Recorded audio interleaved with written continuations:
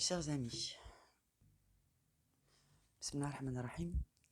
Alors voilà la suite. Donc ici, Moussa alayhi salatu wassalam, a trouvé le confluent par l'intervention d'Allah, mais Allah n'a pas hésité aussi à éprouver son serviteur, la fidélité, la sincérité des uns et des autres.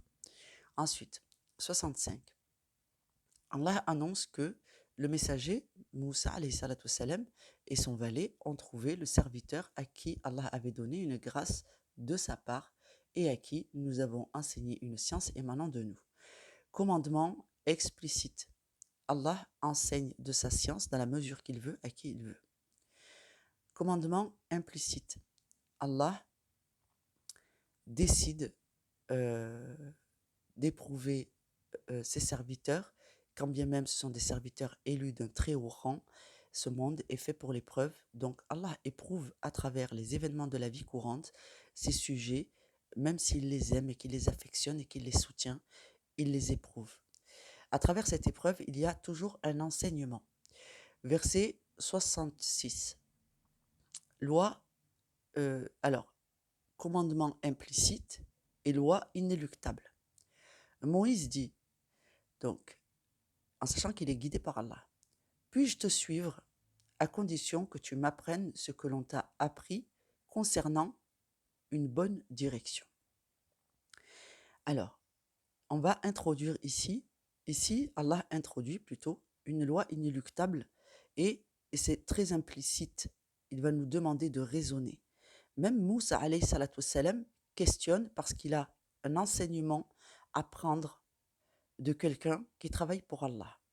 Et regardez un peu la nature de l'enseignement qu'Allah donne. Je vais déjà vous faire un résumé pour que vous puissiez comprendre le miracle et la guidance en temps réel qu'il y a dans ces versets. Pourquoi Allah vous demande donc de façon implicite de méditer, de comprendre, d'essayer de rassembler les lois dans votre esprit qui régissent, qu'il utilise pour régir le monde et que vous les appliquiez à la lecture au moment de la lecture. Et donc ici, Bismillah ar-Rahman ar-Rahim, le messager d'Allah annonce qu'il cherche une bonne direction. En sachant qu'il est messager d'Allah, qu'il est déjà guidé. Il a une bonne direction. Et l'autre dit, vraiment, tu ne pourras pas être patient avec moi. Donc, il est au fait de quelque chose que Moussa alayhi salatu wassalam ne sait pas. Vous voyez bien un messager élu qui a une grâce particulière, une mission particulière. Et Moussa alayhi salatu wassalam, nous connaissons tous la mission. La mission, c'est de rappeler les gens au monde à l'islam et à l'adoration d'un Dieu unique, comme l'ont fait les messagers avant lui. Et le messager lui annonce que vraiment, tu ne pourras pas être patient. Donc la patience, ici, verset, alors commandement explicite, quel que soit votre niveau de piété, endurez avec patience. Alhamdulillah. Comment endurerais-tu, écoutez, 68, comment endurerais-tu les choses que tu n'embrasses pas de ta science? Donc ici, commandement implicite et loi inéluctable. Lorsqu'on a la connaissance, on gagne en patience. C'est ça les lois. Et ici, donc, dans le récit historique, nous en avons encore un bon exemple. Moïse dit, si Allah veut, Inch'Allah, donc, tu me trouveras patient.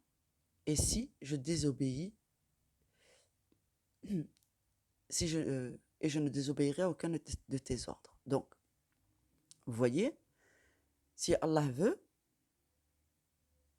le messager, Moussa alayhi salatu salam, vit en ces termes. Et nous vivons, nous aussi, en ces termes. Si Allah veut, tu me trouveras patient. Or, nous savons, parce que nous avons déjà lu ce verset, c'est cette sourate, que le prophète Moussa alayhi salatu salam, qui a un excellent sens moral, donc vraiment parmi les aimés, guidés, ne va pas réussir parce que Allah en a décidé ainsi. Sans cela, comment Moussa aurait-il trouvé la bonne direction? Donc ça fait partie de l'enseignement que d'être éprouvé et de dépasser les limites, le seuil de la connaissance que Allah vous donne. Et toute notre vie, nous avons vécu cette expérience où nous avons une connaissance limitée mais satisfaisante pour la situation que nous vivons. Et puis, le cadre, le contexte change et nous nous retrouvons dans une situation où seule l'acquisition du savoir et de la direction à nouveau nous permet de rester guidés. Mais sans l'intervention d'Allah, nous revenons au verset 56 ou au verset 57 où Allah dit « Ils ne pourront jamais se guider » au sujet de ceux qui ont mécru. Donc vous voyez l'importance de rester attaché à Allah et d'utiliser aussi le livre de la connaissance pour tout le temps parfaire ses connaissances au vu de la réalité des situations que nous vivons. Donc ici, nous avons effectivement la mise en œuvre, la mise en pratique dans tout ce récit historique de comment Allah procède, quel que soit votre niveau de piété, pour vous guider et pour vous montrer la bonne direction. Bismillah ar-Rahman ar-Rahim.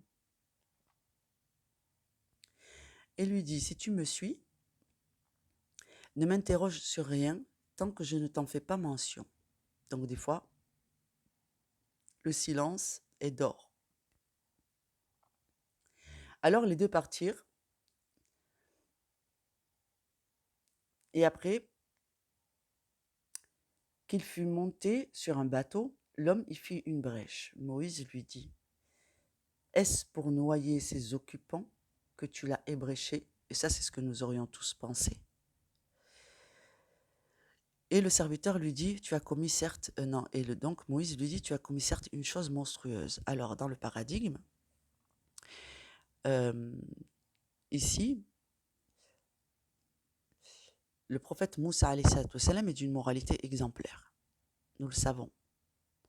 Mais ce que Moussa a oublié, ou alors Allah ne lui a pas enseigné, c'est que le messager tenait une grâce particulière de la part d'Allah et qu'il était donc sous le commandement de Sa Majesté Allah. Donc, soit Moïse ne savait pas, ou alors, c'est trop fort, il est en cours d'apprentissage, parce que vous voyez bien, il est venu chercher ici une direction. Hop là, elle est où la direction? Ici, verset 66. Il est venu apprendre quelque chose de la direction, c'est-à-dire ce que Allah appelle la direction. Vous savez, ce n'est pas une direction matérielle, une direction physique. Il dit parcours le monde en quête des grâces d'Allah. C'est le bon comportement. C'est la dimension immatérielle des actions et des connaissances qui nous mènent à nous purifier et à améliorer la condition des gens que nous croisons dans le cadre où nous leur apportons la religion de droiture. Nous pensons et nous œuvrons avec discernement, patience, et nous ne sous-estimons pas le niveau de piété des gens que nous rencontrons, jusqu'à que les preuves de leur mécréance soient données. Et c'est à nous de les apprendre. Voyez? Donc, ici. Et donc, le prophète Moussa alayhi salatu wassalam s'indigne. Alors, les deux partirent, et après qu'ils eurent monté sur un bateau, le prophète Moussa alayhi salatu wassalam s'indigne lorsque l'autre l'ébrécha. Verset 72. Bismillah. Eh ben, dis donc, j'ai tout cassé. Verset 72. L'autre répondit, n'ai-je pas dit que tu ne pourrais pas garder patience en ma compagnie? Ne t'en prends pas à moi, dit Moïse, pour un oubli de ma part, et ne m'impose pas une grande difficulté dans mon affaire. Donc vous voyez, Moussa alayhi salatu wassalam n'a toujours pas compris ce qu'il est venu chercher en termes de direction, ici. Parce qu'il apprend en temps réel. N'oubliez pas que ce récit, c'est Moussa qui part en quête des grâces d'Allah, comme le dit dans le verset, et il ne sait pas encore cette connaissance parce qu'il la cherche. Puis, ils partirent tous deux, et quand ils eurent rencontré un enfant, l'homme le tua. Alors Moïse dit, et Moïse fait bien son travail, on voit bien les versets auxquels Moïse répond dans l'obéissance. As-tu tué un être innocent qui n'a tué personne et n'a commis certes une chose, tu as commis certes une chose une chose affreuse. Et l'autre lui dit, ne t'ai-je donc pas dit que tu ne pourrais pas garder patience à ma compagnie? Donc, vous voyez, le serviteur avait connaissance d'une science que Moussa alayhi salatu salam n'avait pas ici. C'était quoi? C'était un commandement. Ce messager avait reçu un commandement d'œuvrer ainsi pour satisfaire Allah. Alhamdulillah.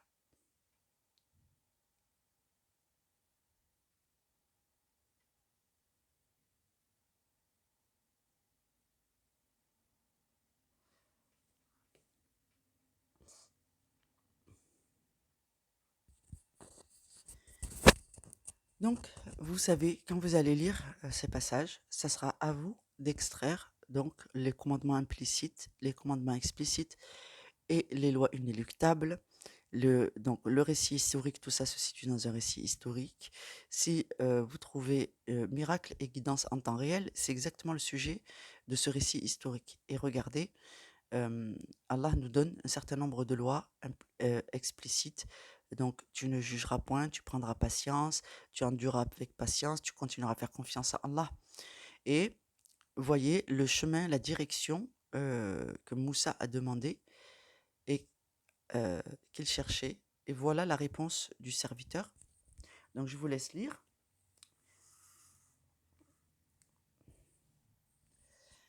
Et le serviteur des deux mères donc annonce que